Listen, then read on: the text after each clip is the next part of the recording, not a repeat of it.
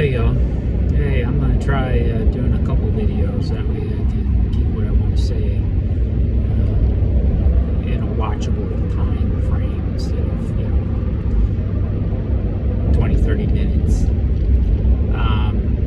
But for the first one, I want to tell you a story. And coming from me, don't know whether to pop a bag of popcorn or microwave a bag of popcorn or rock yourself in a corner with a blanket over your head, right?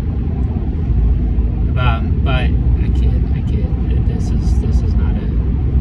is not one of my bad stories. I've got lots of those. But anyways, the story I want to tell is alright, so I've alluded in the past that I'm a veteran. I served in the Air Force for 10 years and did a tour in Afghanistan. I've got some issues resulting from that. I say it not as for pity or words or anything. It's just to give you a backstory. There's a price I'm glad to pay. I count myself blessed that that's all I have to pay. I knew others that get a lot more. But anyways, so back in leading up to 2018, I'd been told, I'd had it brought up to me by my wife many times about getting a service dog. And I was one of those that was always, no, I don't need one. And if I did take one, it'd be taken away from somebody who needs it more than I do. So I drug my feet for years and years and years. And finally, due to things going on, I finally caved. So I did some looking into and found this organization in the area that I live, applied with them, got accepted. They ended up finding a dog. Met it a few times, fell in love with it. One thing led to another, and it and me became disqualified for service dog. I was heartbroken, and I pretty much said, F it. I'm not doing this again. I'm not going through this again. If it was meant to be, it should have gone through. So that was like in 2018.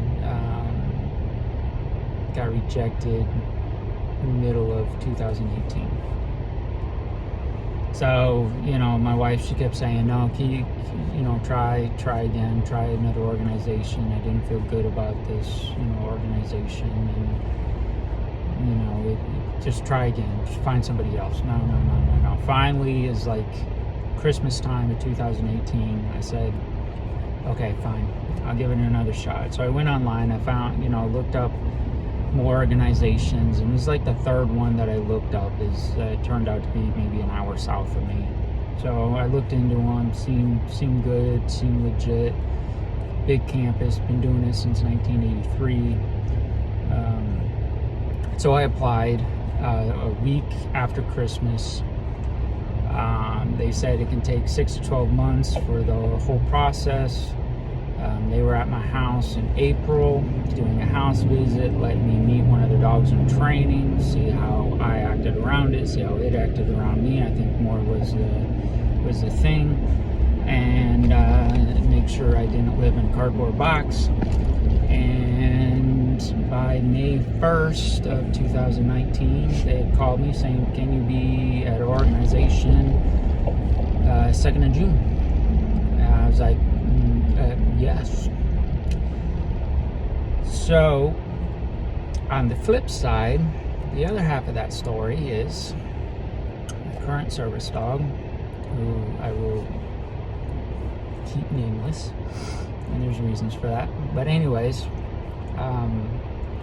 she ended up, she was one of the higher scoring dogs that they had go through their organization in a long time. Highly intelligent. Ended up being with puppy raisers, mom and daughter, took to raising dogs for this organization. She was the first one. Turned out that they rose her during their time. They took her back to the organization to go through training. She went through training. Turned out there was like a surplus of guide dogs, and they were needing more service dogs. One thing led to another, and she ended up going back to her puppy raisers for probably 6 weeks, maybe a little longer. During that time, the family experienced some things in which having Maggie around really helped them go through it emotionally, on top of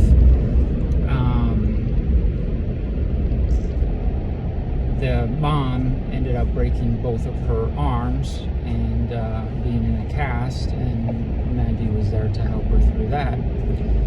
And by the time it was all said and done, to take her back to start service, start guide dog training, service dog training, the family had, gone through all their stuff, and, my dog had, helped them out. She went through it. They tried pairing her with someone.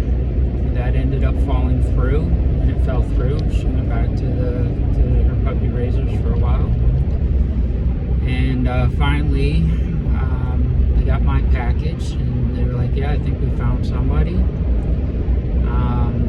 Part of their process is they tell you you have to go there for 10 days, even though I live an hour north. I had to stay there for 10 days. You each get your own room. Long story short, you go into your room, you sit in a chair. When they bring the dog into your room, you call its name until it comes to you. They say it can take 15-20 minutes for a dog to warm up to you.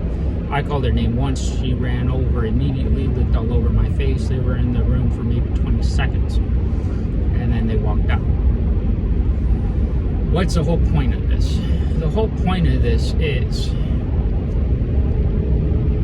seeing God's hands in my life leading up to the perfect time for me and her to be paired, as well as guiding her life. Guiding her life, not just through training, but putting her where she was needed the most.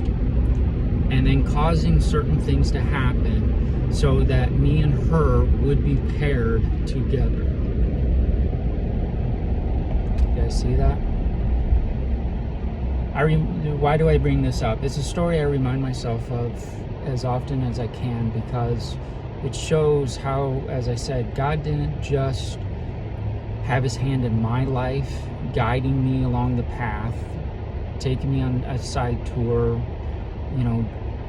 doing what I needed to do to get me to the right organization at the right time.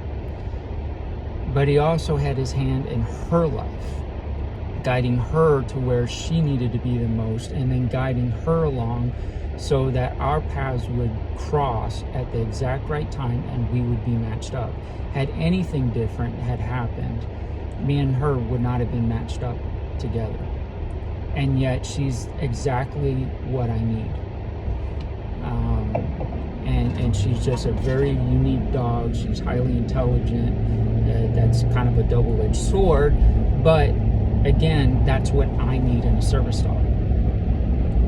Had it been any other service dog, probably wouldn't have quite the blessing that I have with her. So if God is willing to put that much effort into providing me a specific service dog that he created, I specifically think, and just going through that story, you can see he designed her specifically for me. If he put that much effort into my life and her life to ensure we were paired up together, then how much is he willing to go, and what length is he willing to go to take care of your needs, to help you out with things you need in your life? That's just for a dog.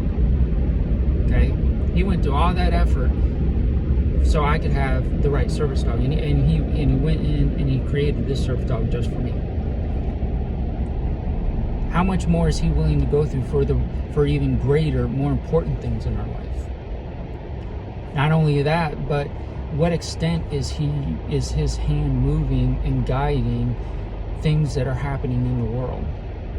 Why we sit here and look around us and say, man, everything's going to hell in a handbasket, which it is. We can't forget that God's hand is still moving. Everything, he's still in there.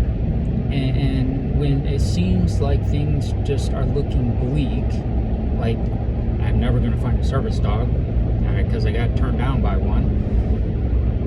You know, that's when we need to keep trusting God, because at the end we will see where His hand was moving. We have to trust Him. So I guess that's my challenge is, you know, if God was willing to put that much effort into me and getting the right service dog, then I can guarantee He goes to greater lengths for other needs in your life. And He's going to even greater lengths with things that are happening in your town, in your state, in this country, in the world.